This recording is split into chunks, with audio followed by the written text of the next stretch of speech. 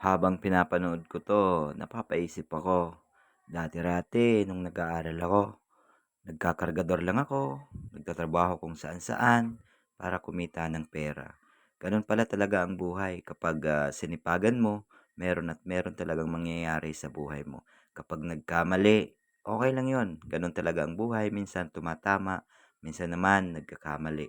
Ang importante, magpasalamat ka sa lahat ng mga bagay na nangyayari sa buhay mo. Kung may nangyaring hindi maganda sa buhay mo na akala mo ay wala ng pag-asa, huwag kang sumuko. Gano'n talaga ang buhay, talagang susubukan at susubukin ka ng pagkakataon at ng panahon. Higit sa lahat ay huwag tayong makalimot, magdasal at magpasalamat sa lahat ng mga bagay na nangyayari sa buhay mo. Ginawa ko 'tong video na 'to para hindi magyabang, kundi magbigay ng konting inspirasyon sa mga taong nangangarap at may pangarap. Good luck!